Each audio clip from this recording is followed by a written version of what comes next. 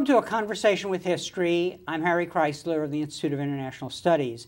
Our guest today is Parag Khanna, who is a senior fellow at the New American Foundation in Washington, D.C., and director of its Global Governance Initiative. He's the author of a new book, The Second World, Empires and Influence in the New Global Order. Parag, welcome to Berkeley. Thank you so much, Harry. Where were you born and raised? I was born in India in the 70s, late 70s, to date myself, and grew up in Abu Dhabi, Dubai, and then came to the U.S. when I was about 7, and have been a New Yorker, more or less, ever since, except for a stint in Germany during high school. And so I've bounced around quite a lot. And looking back, how do you think your parents shaped your thinking about the world?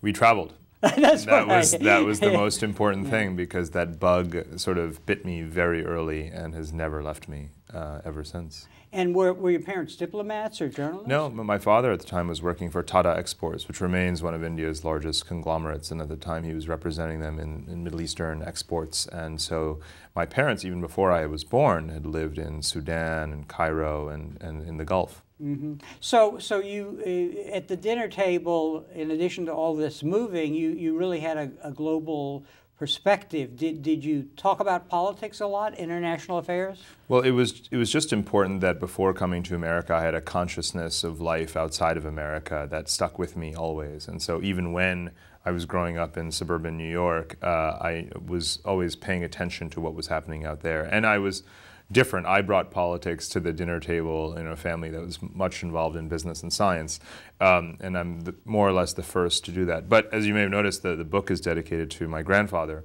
who was an Indian civil servant and diplomat who worked some time in East Africa. So it's in the family, but in the nuclear family, I'm the only one who remained so into it. And so where were you educated? I mean, in all of these places, and then where did you do your undergraduate work? It was an obvious choice for me to go to Georgetown, to the School of Foreign Service. I was living in Germany, finishing high school there and earning an Abitur, and I just knew that this was my career. So I went to Georgetown, and I did another year in Berlin, actually, during that time. And afterwards, I worked at the Council on Foreign Relations, the World Economic Forum in Switzerland. But I came back to Brookings in D.C., and at that point, I started working on my master's and PhD at Georgetown. And what about languages along the way? You must have picked up a lot. One picks them up. Yes, yeah. One also forgets them at times, depending. But my German and English are basically the same. Hindi is my native language, but is rusty, doesn't get used as much. But these days I spend a lot of time going to India and Pakistan, so I get to use it a bit more. And French and Spanish I've picked up along the way. I've been trying to teach myself Arabic, and it was of some use for the months that I spent traveling through the Middle East, obviously. But one needs to really focus a lot more on that, which is actually something I plan to do. Mm-hmm. And what do you consider yourself to be? An analyst in the traditional academic sense, international relations, plus a journalist, or how do you pigeonhole yourself? No, yeah. In academic terms, I would have to be a political scientist and an international relations theorist. That's certainly my training. But in professional terms, just analyst is fine with me in terms of observing, integrating trends in world affairs and forging certain lessons out of that for either our policy community or for others, or for myself. So analyst works, but journalist never. Interestingly enough, and when you're traveling around the world, you don't want people to think you're a journalist because they're going to feed you certain messages. And so unlike an interview as a journalist would conduct it, I never felt that I interviewed anyone. Of the thousands of people who I talked to for this book, it always felt like a conversation, a debate, an argument, or a social get-together, or just an information gathering, but never a formal interview as such. So if a student out there wanted to do what you do, what are the skills required? You clearly have to be a listener. That's for sure, but I would say that one should really, to make an impact and a dent and really get what you want out of a journey, you have to be very well prepared. I use the think tank base that I've sort of been professionally active in for some years to get all of the knowledge, information, and theories and attitudes sort of down. And there was a lot of book work before I ever left the country to go on one of these multi-month kind of voyages to different continents. So you really have to be prepared in the traditional sense of doing all your homework, talking to all the right people, meeting foreign dignitaries and experts and so forth, and then you go, which then requires a different set of skills, which are the traveler's skills, listening, integrating, meeting people, connecting on multiple levels, making connections, but also this sort of one-on-one kind of connection. And is that, in the second part of the agenda, is that really talking to cab drivers, talking to restaurant owners, people in the cafe? Yeah. I mean, how do you do that? Right. And I guess you have to have a facility for finding yourself at home everywhere. That fortunately, I guess I've always had, but there is a certain method to the madness. It is certainly a matter of, again, leveraging the connections that one has from Washington and setting up certain meetings with key people. So I was able to meet ambassadors, prime ministers, officials, and executives and whatnot everywhere just by that. But that was only the tip of the iceberg. And what you do is you leave enough time in any given country to see what happens, basically, because every other person who you interview or speak with says, oh, you need to meet my brother, you need to meet my friend, they do this, this, this, and this. And then you stay and you explore, and you want us to be judicious about who to talk to and about what. But you have to let it unfold. So a lot of people have asked, who did you talk to? And the answer is everyone. It isn't just taxi drivers or waiters and waitresses and students and journalists and officials. It's literally everyone until I got the picture. And when do you know that you have a feel for the place? Talk about that creative process where you've done all this prepping, you've done meetings in Washington, and then you come to the place. When does the aha, I get this place come? Yeah, and the rule was never to leave the country. And because I came into a region on a one-way ticket and stayed for months and traveled through the countries overland and then flew out, I had the luxury of not having to leave a place till I was sure that I was done. And when does that sort of, light bulb go off? Strictly speaking, it's sort of, when does the marginal value of each conversation, diminish to zero? And that occurs in some countries after a week. In other places, it takes well over a month. But there was also no rule for that. But I did go in with a long set of questions for every country and everyone who I met. And when I felt I had the answer that I was going to eventually write in the book, that's when I felt confident enough to just move on.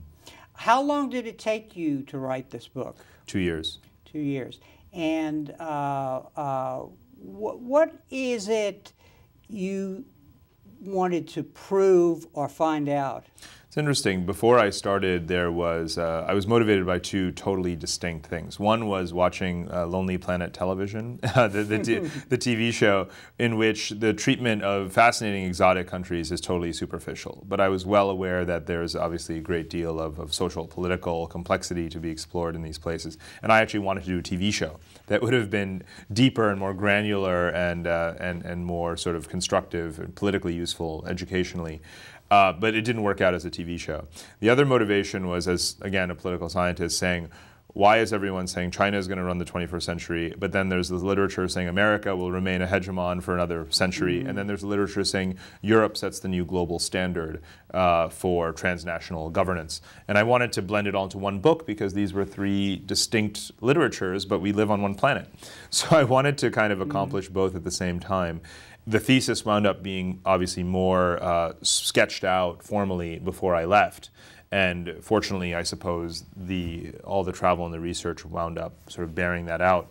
But I had relatively solid notions of wanting to discuss not just the decline of American power, which anyone can do, but to, in a neutral, unbiased way, synthesize the observations and literature on China and Europe at the same time. So it was you had a sense of the trends that everybody's talking about.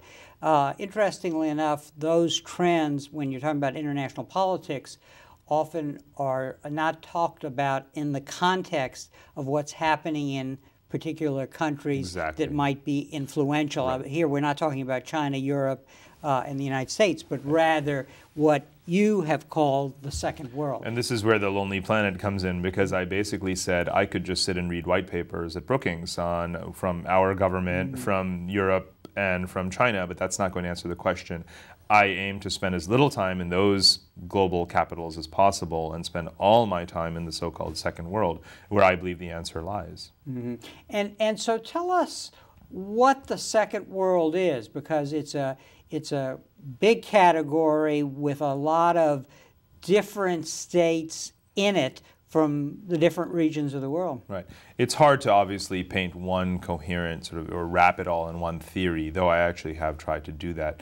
But effectively, there's two criteria or two dimensions. One is that these are the most strategic countries geographically, with the most resources and potential in terms of where geopolitical alliances may shift and the significance that each shift may have for other countries. So these are critical and strategic in that area.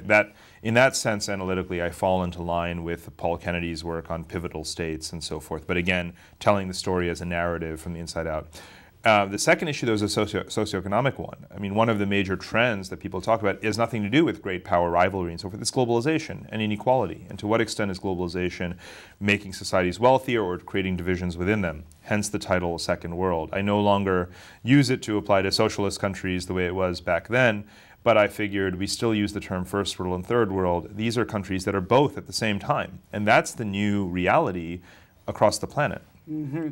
And give us some more descriptive elements here about these second world countries, because I know one of the things that you're saying, I believe, is these people, these states are being changed and the peoples in them by globalization. But in the context of that, they want to make their own decision about what they're going to be. Right. I kept hearing in every country, and of course totally unconnected from each other, people saying, we're going to do it our way. Mm-hmm. Now that the Cold War is over and we are empowered by globalization and we see this, what I call a geopolitical marketplace, we can do something with the Chinese, with the Europeans, mm-hmm. and with America, but not exclusively with anyone. So the Brazilians say, there's going to be a Brazilian way, and the Indians say there's an Indian way, and the Kazakhs say there's a Kazakh way. I think Kazakh way is literally their doctrine, Mm-hmm.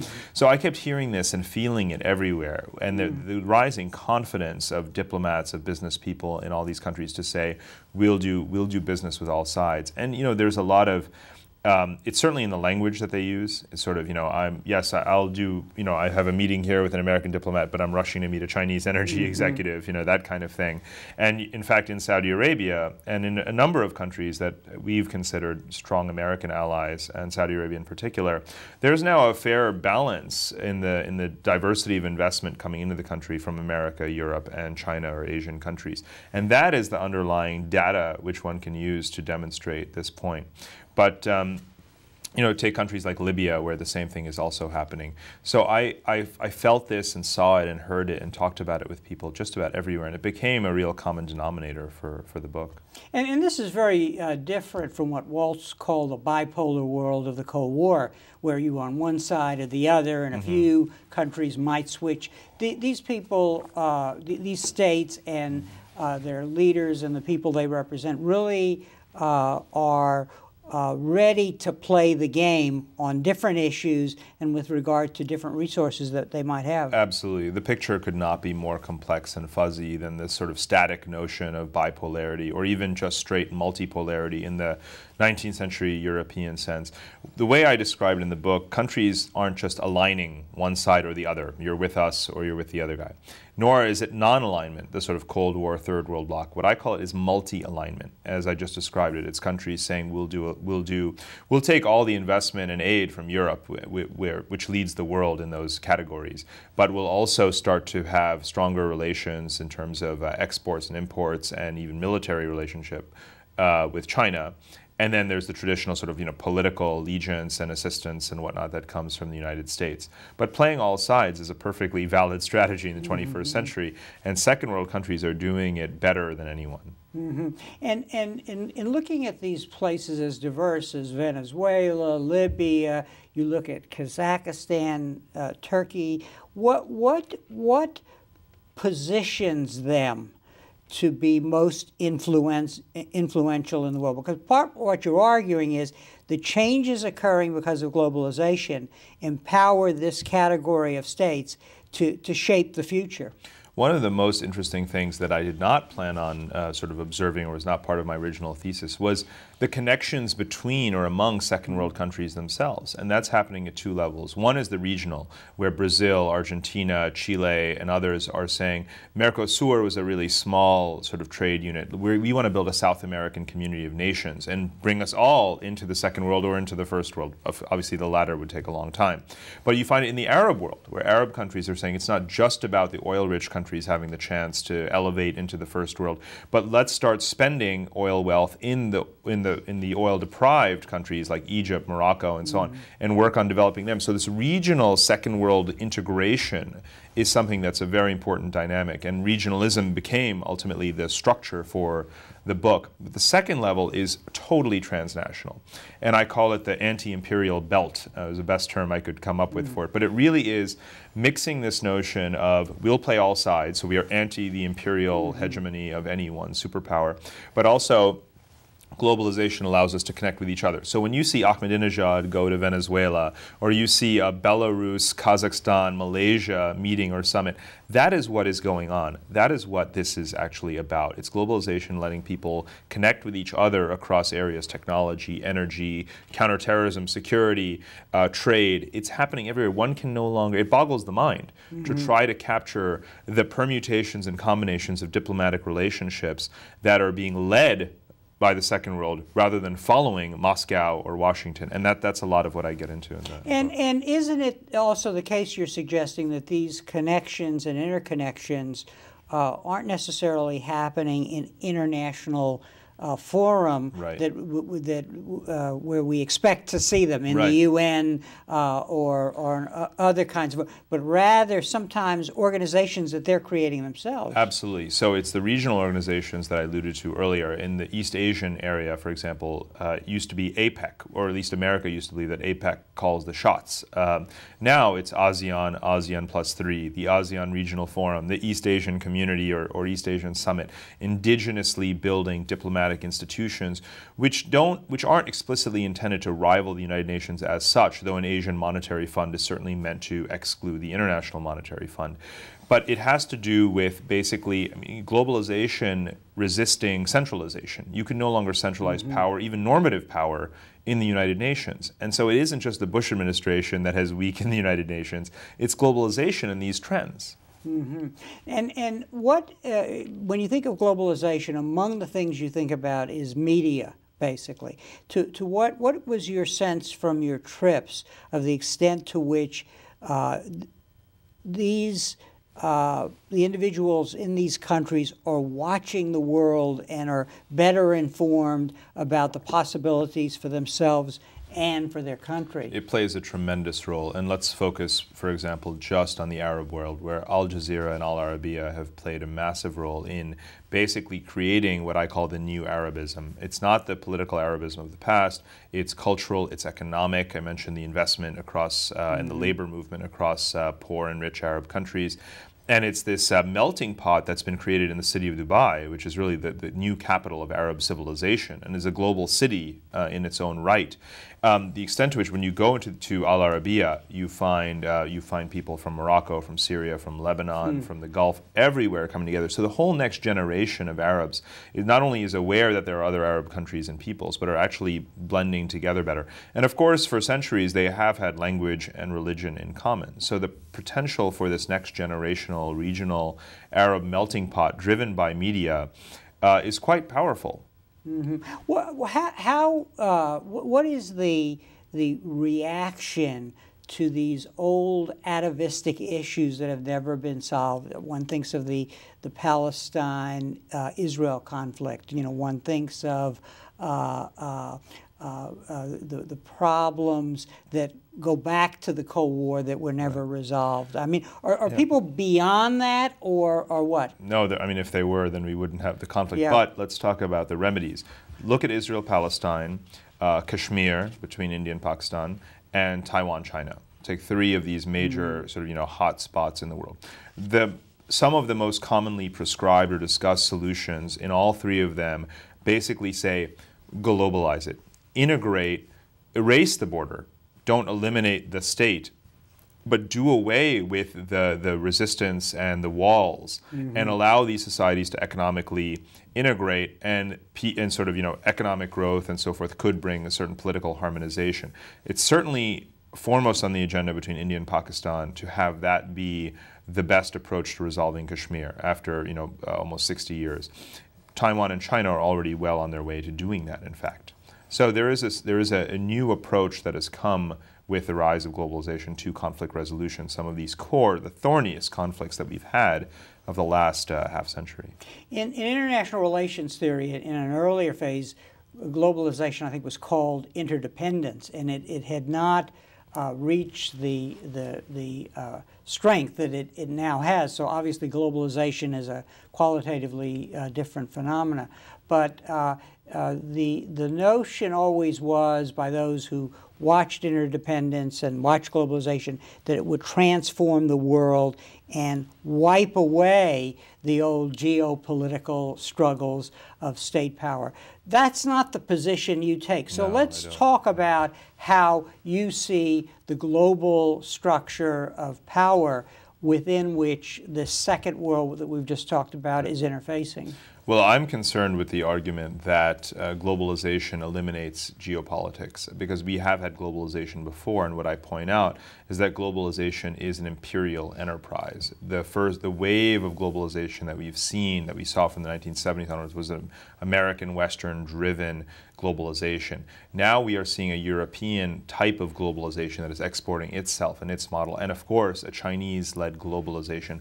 So the notion that there is one globalization that leads to one interdependence and serves everyone equally is very, very badly mistaken. And that's the sort of the tension that I talk about between globalization and geopolitics that actually frames the book. Rather than view them as competitive forces, I view them as two sides of the same coin. And that's where the geopolitics of today has not stopped. History has not stopped, but it functions within a globalization framework, which is unique in human history. So talk about the three poles, basically, because what you're really saying is we have a world which is not unlike a stool with three legs, right, and that we have to understand the elements of the structure. Talk a little about that. What can you tell us about China, the U.S., and Europe that are common in this particular context as they relate to the Second World, which we've just described? Right. I mean, there's most certainly, as I say, the train has left the station on European integration and creating a European model of governance and of diplomacy. The same goes for China, and then there's us. These are not irreconcilable, but they are certainly unique, and the clock cannot be turned back on their rise. It is, again, it's no more preventable than globalization itself. But what matters in terms of the Second World is the common agenda and problems that we all face diplomatically. Again, in a globalized world, in an interdependent world, we talk about transnational problems. We talk about poverty, climate, post-conflict reconstruction, counterterrorism. These are areas where Europe, China, and America have very, very clear common interests in terms of promoting prosperity and the growth of markets and preventing violent terrorism and so forth. But yet we don't find in our diplomacy among the big three, as I call them, the common agenda and the division of labor that we need to have sort of what I call an equilibrium in the 21st century. But the second world countries is where a lot of this is playing out. That's where you have the most economic growth, where you have a lot of greenhouse gas emissions, you have instability in regions because of conflicts or post-conflict situations, and you have border zones of immense poverty. All of these things are happening in the second and the sort of third worlds, but we don't have a common geopolitical strategy towards addressing them. Now, in the relations between these three poles, are we done with war, to exaggerate here, or not? It's amazing. There are friends of mine who I thought were realists who say to me, your book is fine, but I really don't take seriously the notion of major power war anymore. We're just too interdependent. Obviously, we heard of something like that about a century ago. I worry a great deal because we have three totally unlike systems. In European history, we at least had a common culture and so forth, and even a common geography. Today we have a non-Western system, which is China, and we have something that isn't even a country, which is the European Union, and then we have the United States. The possibilities for misunderstanding, miscommunication, and sort of, a flawed diplomacy are absolutely immense. So I worry about it from that point of view. I also worry about it because even minus direct confrontation, which obviously never happened in the Cold War, the second world, the proxy states, the allies that are multi-aligning and being pulled in multiple directions, historically those are the countries whose skirmishes with each other and the multiple backers that they have, that is what causes war. And there's more of that going on than ever before. So most certainly one has to worry about situations like Iran, and of course Iran-Iraq. One has to worry about Central Asia and its energy resources, and to what extent oil supplies, if stretched thin and going in multiple directions, could lead to sort of a face-off, between Western and Eastern powers, and so on. So there's many opportunities still for conflict to take place. And one other thing to add is that most certainly the US, EU, and China are increasingly economically integrated and interdependent in terms of their trade and mutual investment. But they are also building these zones, the EU zone, the East Asian zone, and the NAFTA sort of zone, which are becoming trade blocs in their own right, and still have greater trade, or increasingly have greater trade within each other than they have with each other. So one has to worry about the political calculus 10, 15, 20 years from now, when it does become feasible to strike militarily or politically or otherwise financially as well at others and face less of a consequence than we think we would face today. And those are the things that people who look long-term at geopolitics and conflict should be worried about. And I want to emphasize this point, because what you're saying is that each one of these poles is really heavily into a region, which is not to say that they won't go into the other fellow's region to poach, make deals, or get resources. And that is again, we talk about a globalized and interdependent world, but what we're talking about right now is the classic stuff of geopolitics, which is building pan-regions in one's own hemisphere to attain a certain self-sufficiency, while sniping and poaching, as you say, in other regions to either destabilize others or get what one wants. So the US and China going after energy and minerals in Africa underneath Europe's nose, which provides the most aid and investment and political support to Africa, is but one example of this. China moving into Latin America, where America felt that the Monroe Doctrine has been the sort of dominant paradigm for 200 years, is another example of this. And this will happen. And the US attempting to build an India, Japan, Australia triangle and expanded NATO to contain China is a third example of this. So pan-regions are developing in terms of trade and trade blocs, yes, but this crisscrossing, globalized, undermining each other is also happening, and both can take place at the same time. Now looking again at how the Second World interfaces with this, they have, many of them, not all of them, have resources, which everybody is interested, especially the U.S., Europe, and China, because of their needs. But on the other hand, as we said before, they want to protect their identity, basically. They want to do it their way in this very diverse world. Right, and each second world country has to manage the geopolitical suitors, as I call them, Europe, the US, and China. It has to manage globalization. It has to manage its own governance and domestic challenges. Often that means overpopulation, economic strain, teetering markets and the like, rising food prices and so forth, and unstable governance when it comes to transitions from authoritarian regimes to democracy. All of these things are happening in many second world countries at the same time. And when you throw in oil into some of them, those that are oil rich, you really have a potentially combustible mix. And one of the lessons I came away with is that no matter how much time, I said earlier, I never left a country till I felt like I had the story. There's one fundamental thing that I never got, which is in 5 years, will country X be stable? Will it have made it to the first world, or will it have collapsed? Or 10 years? That I cannot answer about a single country that I was in, and I think it would be foolish to make that prediction, because so much could go right. Each second world country has enormous potential, and I focus on that. And they have enormous liabilities, and I focus on that. And you just don't know which will win. You're suggesting that because of the style of these three different poles, we can say a lot about how they're succeeding on this battlefield or playing field of globalization in this part of the world that you call the second world. So let's talk about Europe and how it approaches both its own region and the rest of the world. What is distinctive about its style, the way it's doing it, the way it's competing? Right. It's really a two-part kind of strategy. There is a very pronounced and effective European strategy towards integrating countries on its own periphery. Europe has expanded, the European Union has expanded by one country per year on average since the collapse of the Soviet Union. Once a country is in the EU, it stays in the EU. It really locks them in on every conceivable level. I call it lobotomy. It basically really guts their regulatory, legal frameworks. Everything becomes European, the currency eventually as well. That has worked and is spreading into the Balkans as well, and maybe as far as Ukraine, maybe to Turkey and the Caucasus. But more or less the maximal geographic extent of the European Union's core membership in the next 10 to 15 years reaches to Ukraine. The Baltics are already in, all the way to the Caspian Sea and the Balkans. But what about beyond that? That's where Europe is actually fumbling to create a whole new kind of strategy or neighborhood policy. It needs to have a strong global strategy with China, which is actually quite good, other than intellectual property issues.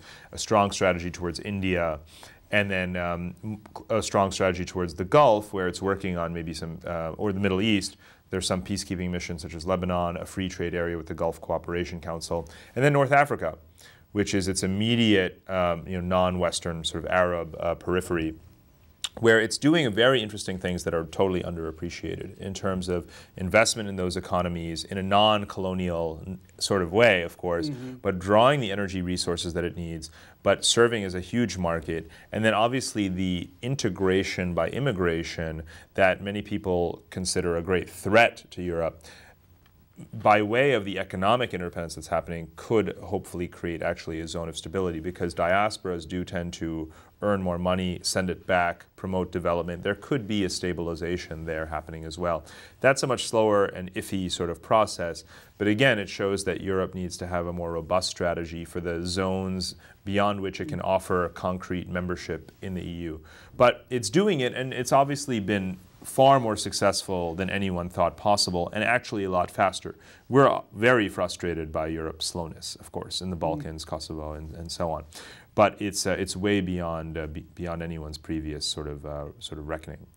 China, what is its style? What is its way of competing on this new playing field? So I call Europe's approach consensus-oriented. China's approach is consultative. Within the Asian region, you find that they have developed these institutions without tackling certain very core, geopolitical issues. The extent to which intervention or breaches of sovereignty will be allowed in a political sense.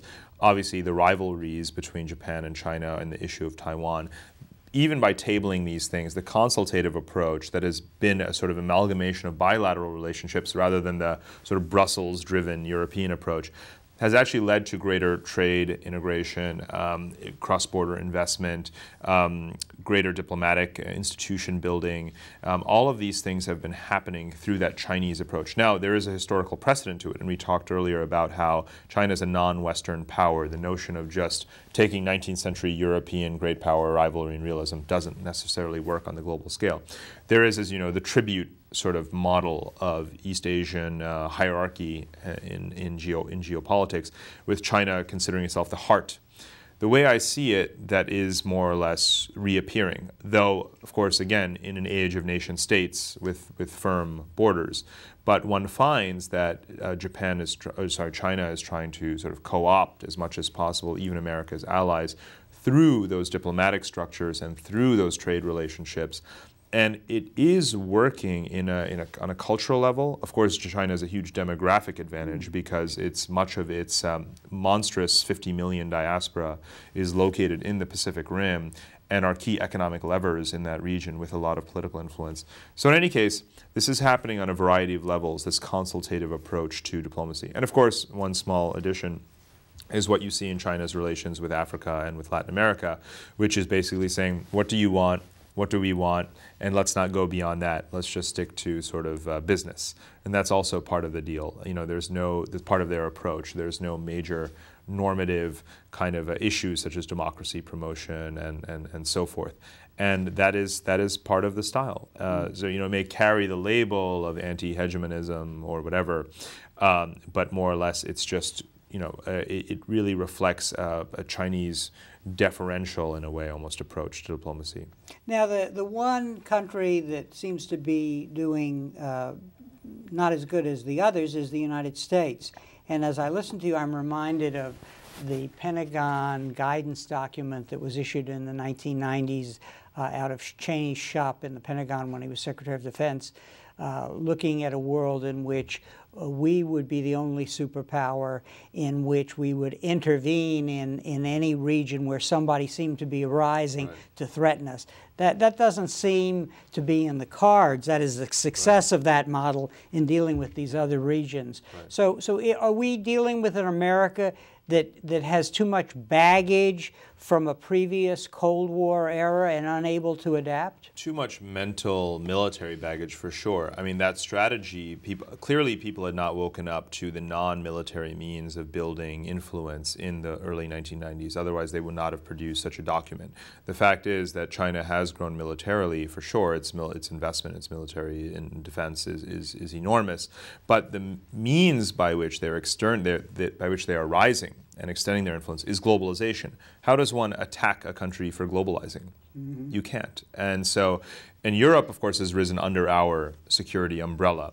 So we have sponsored the rise of one, and through economic globalization with the other, have sponsored their rise as well. So what the international economic community and what American foreign policy have done, on the one hand, is to elevate and accelerate the rise of rivals for leadership, or at least co-leaders in the world, while the Pentagon strategy was obviously quite antiquated. Now the Pentagon is trying to adjust that, obviously, but it shows how far we have needed to come mentally in the last decade or more. Now, I'm curious, who did you write this book for?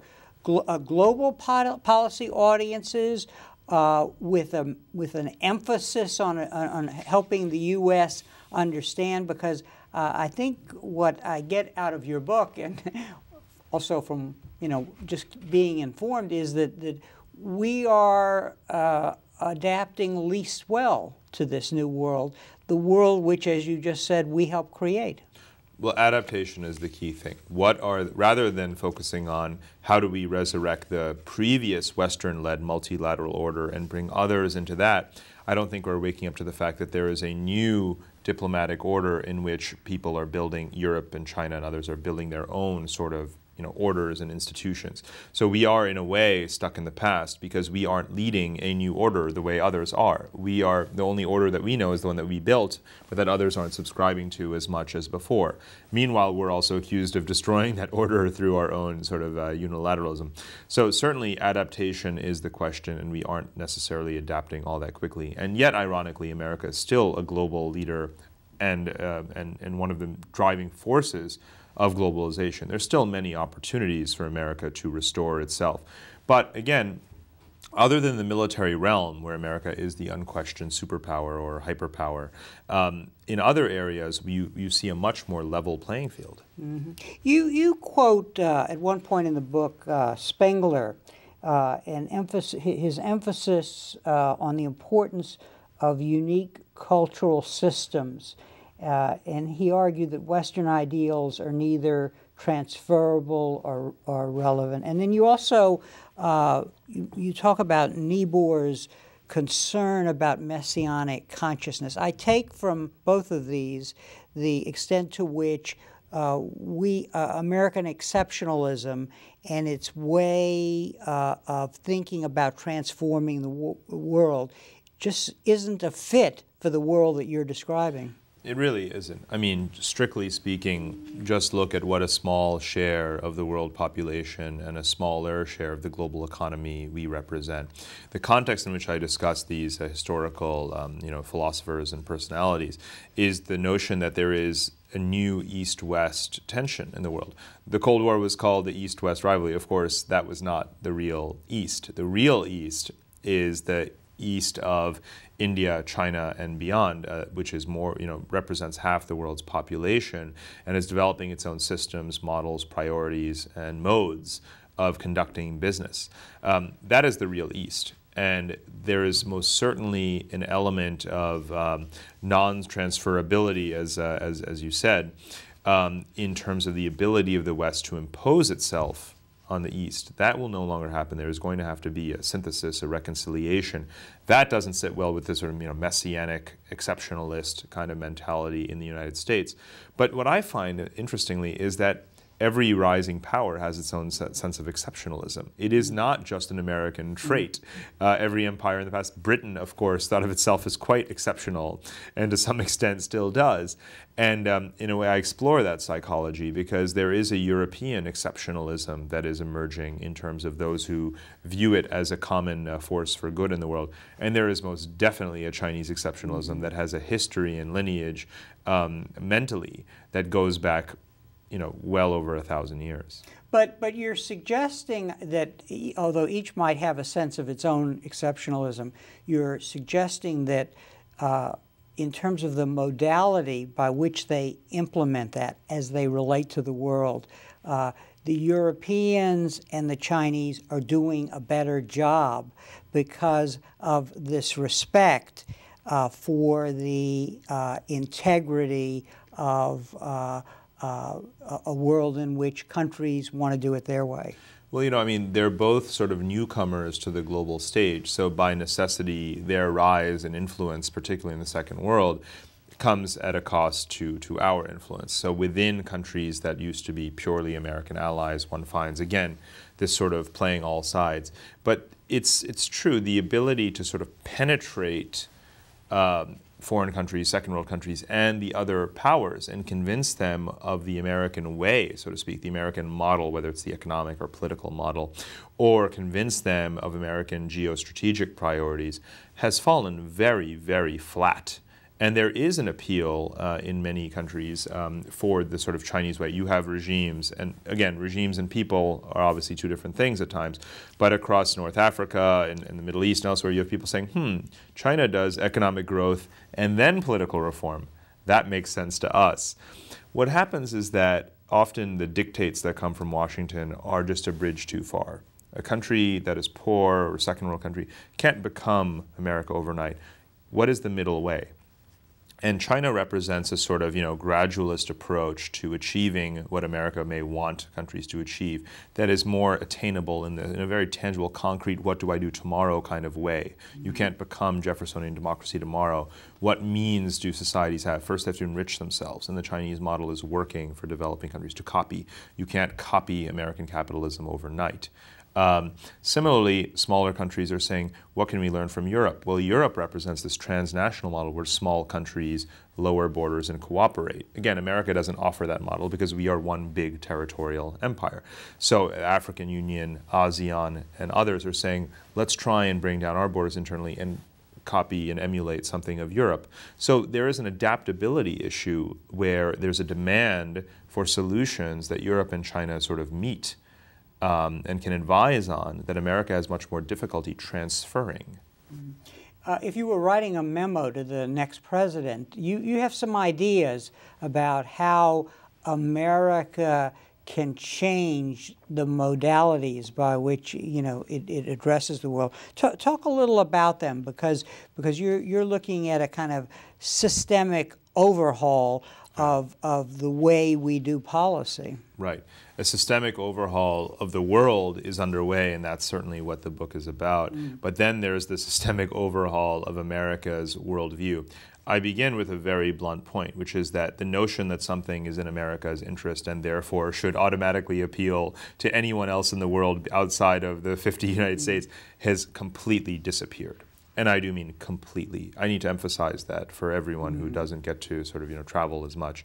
So everything has to now be phrased in terms of global interests. It is a global good to reduce poverty, to combat terrorism and so forth. Only if things are phrased in that way and are made convincing and persuasive in that way do we stand any chance of gaining allies for any specific or for general sort of patterns or operations.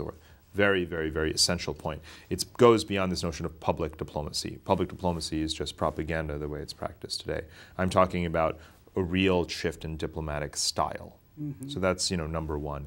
The second thing is what we talked about earlier, which is going directly to Europe and China, recognizing their growing power and saying, what is going to be the division of labor in providing public goods? Where America does it alone, it feels it's overstretched or becomes unwelcome.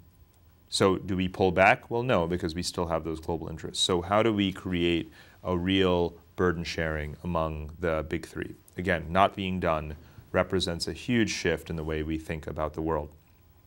Those are a couple of areas. You also talk about, I think you call them matchmen, that is finding Marchman. I'm sorry, matchmen or? Marchman. The notion being to mobilize our voluntarism and our citizens to be out there representing American interests. Right. The term, of course, comes from the British historian Arnold Toynbee, and I adapt it to the sort of 21st century diplomatic landscape where I say, people are power. You have to export people and ideas, and that's part of what he meant when he used the term in the 20th century. But Europe has a larger percentage of its populations that are based overseas, either as diplomats or business people or educators, whatever. And China has a huge volume of people, even if it's small compared to its total population size. Less than 1% of the American citizenry resides outside the United States. Of course, we've educated a huge number of people, foreign leaders, students, businessmen, so on, who then in some way carry American ideas. But Americans themselves also have to do it. And it's not just our diplomatic corps, which is tiny, which is only several thousand foreign service officers, which could easily be, much larger than that. But it's, our Peace Corps is a wonderful program, but is very small. It's students. It is business people as well who go and train and set up the markets and systems overseas. A lot more of reaching deeper into American society to push resources out in order to be competitive with Europe and with China. Now, at a certain point in the book, you call for Pentagonizing our diplomacy. What did you mean by that? After listening to you, it's clearly not about emphasizing military power more. No, it's Pentagonizing the State Department. But diplomacy itself is something so much broader that is across all agencies and across all sort of American actors. I think of diplomacy as something much broader than just the State Department. But the State Department's organization, when I say Pentagonize it, it's a matter of geographic decentralization. It already has it on paper. There's assistant secretaries of state for different regions who report to an undersecretary for political affairs and so on. But they do not have the kind of power that the commanders who head CENTCOM, PACOM, and the other geographically oriented blocks on the Pentagon's map have. And for that reason, they're not able to coordinate regional affairs and strategies across borders as well as the Pentagon does. And they don't have the resources at their disposal, the diplomatic clout. All of these things are lacking. And I mean those specific instrumental bureaucratic changes when I say Pentagonize the State Department. And you also suggest that we're not making the global economy work for the country as a whole. At one point in the book, you make the point that globalization in, for example, Asia is creating a middle class and strengthening it, whereas here globalization is seen as a diminishing or of the middle class. Well, clearly, voters seem to be seeing globalization as not entirely serving their interests. It depends on whom. America's multinational corporations are experiencing more revenues and growth overseas than they are in domestic markets. Were it not for the rise of those markets, American multinationals would be in tremendous trouble today. General Motors, Coca-Cola, and so forth, their growth overseas is absolutely humongous. So for them, globalization is a very good thing. But what about when globalization leads to outsourcing, the gutting of the industrial base, and all of those sorts of things? Then it's not so good. What Asian countries are doing, China and Malaysia and Singapore and others, is they have sort of a state capitalist model, which is really taken from Europe. And it's this collusion really between public and private. It's strategic globalization. basically. It's a coherent strategy. Now, America receives obviously a great deal of foreign direct investment, though for the first time either a year or two ago, China became the greatest recipient of foreign direct investment in the world, and the U.S. is number 2. To what extent, as China does, in terms of channeling that investment into developing and building the infrastructure, are we using foreign investment to renew our infrastructure? America has had a world-leading infrastructure for much of the 20th century, but that is in constant need of reappraisal, renewal, reconstruction almost, because roads, bridges, the things that every day when you turn on the news, the levees, we have floods going on right now, the things that are breaking and collapsing, and the need to bring in a 21st century infrastructure, broadband, internet penetration, and so forth, all of these things are very weak in America. You say we need a Marshall Plan for America. We more or less do, right? And this is why people talk about, Joe Stiglitz and others talk about this. This is the real major guns and butter trade-off right now in a country that is deep in deficit and now experiencing a recession. How are we going to finance the massive infrastructural overhaul and renewal that we need to strengthen the country? Literally, physically strengthen it, create modern jobs for everyone, and then close that middle class. That's going to require utilizing the foreign direct investment in this country a lot better than we have. I see your book as an exercise in political education as it relates to American audience. What do you think will be the thing that transforms our discourse so that we have a better handle on what's happening in the world, and how do we relate to it? It's a very difficult question because America is fundamentally, when all is said and done, at the end of the day, America is still a country that, because of its geographic isolation, is actually able to remain relatively aloof. It always bothers me a bit, even as someone who became an American citizen and has traveled the world, when foreigners say, you Americans don't even have passports. I say, America has everything right here. Americans don't really need passports. Americans don't have to speak 5 languages. We're not surrounded by countries with whom we've been fighting wars for centuries. I think, you know, America is, in that geographic sense, a blessed sort of place. So it's going to take a lot to achieve broad political education, as you're saying, about the world. It would be nice if it began with our elites. You know, that would be a good start. But we do need it on a broader sort of, you know, democratic basis, and it has to obviously go beyond just reading. You know, and it has a lot to do with our media, of course, which after 9/11 we were promised was going to be covering foreign events a lot more, and it does a bit. But one finds that the number of foreign correspondent postings and the volume of foreign news coverage in television and so forth have not really increased to the extent that they perhaps need to achieve this kind of education. And then, of course, my personal bias: I advocate travel. As much as possible, and going out and seeing for oneself what's happening in the world. Absolutely essential on an individual level. And given the lack of a national strategy in this area, why would that be any less effective than anything else that we can sketch out on paper but don't have the money for? Well, in writing this book and thinking all the things that you were focusing on, what surprised you the most?